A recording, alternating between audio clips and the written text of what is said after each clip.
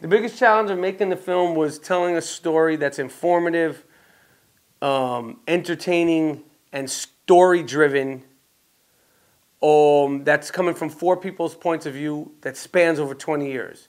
That was a humongous undertaking, overtaking, and every other kind of taking. I would say that Tribe Called Quest was definitely the fathers of a whole new brand of hip-hop. They completely mastered the form and culture of what hip-hop is supposed to be. Up to then, rap was maybe more about like boasting. And they came out and it was like party records, but doing it with a consciousness. Hip-hop has no color. And you know, when Bambaataa talked about hip-hop having no color and wanting it to be peace, love, and unity, he knew what he was talking about. The Tribe Called Quest, same thing.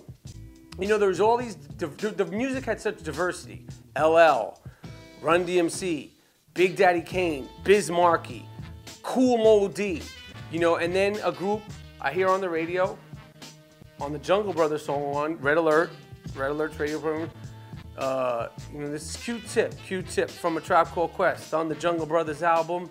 Oh yes, wait, what did he say? What's the name of the group? It's called A Tribe Called Quest. They're called Quest? No, they're called A Tribe Called Quest.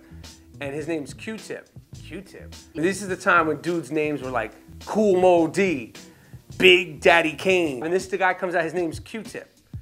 But he was special. You know, his voice was special, his flow was special, and you know, that was it. You know, I fell in love with the group.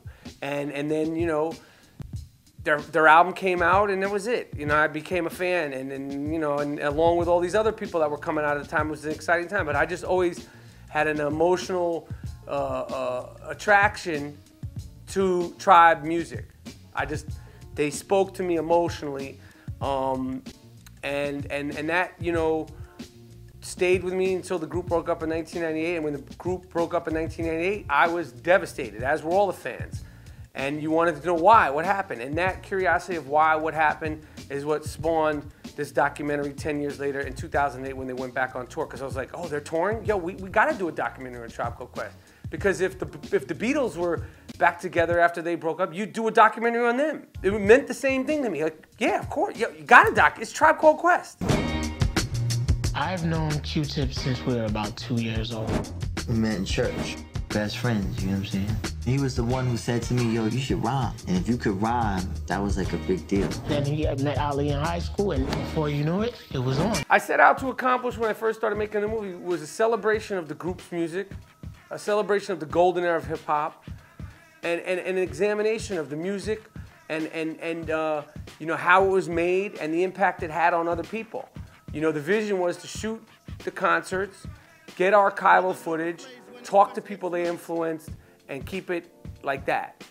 The movie wound up taking on a life of its own, and it became that, hopefully, this is what I see it as. I don't want to say, like, you know, what it is, and everybody's interpretation is different, but it became that, essentially, and it became a very interpersonal, emotionally charged look at these guys outside of the group, as people, as lifelong friends, as essentially brothers. And the relationship between Q-Tip and Phife is really of a brotherly relationship with a sibling rivalry. Q-Tip just picks the best loops, man. Myself, Kanye, we wouldn't be here, man, if it wasn't like for Tribe albums. The only change I sought was just to see those guys' relationship deteriorate. Chemistry was dead. I've never had a problem. Phife had a problem with me. If I'm asking you something wrong, say it. Dude, I'm in a group with you. You're not my dad. I'm gone.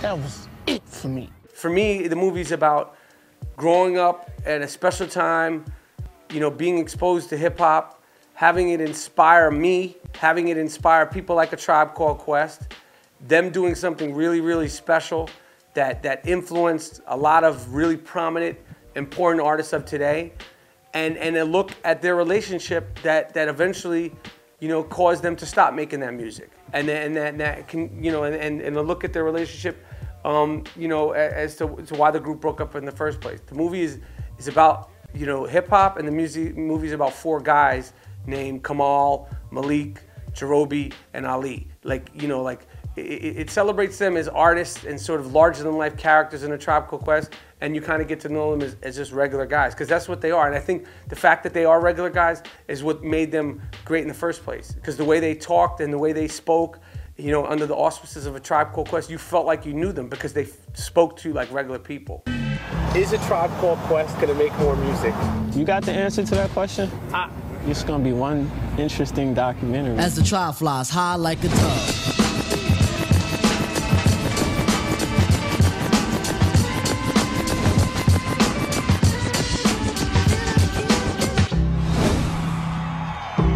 I think the reason why A Tribe Called Quest is still relevant is because it was truth.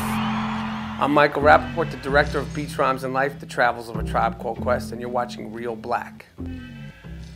And I'm real white. I'm really white. I actually am really white.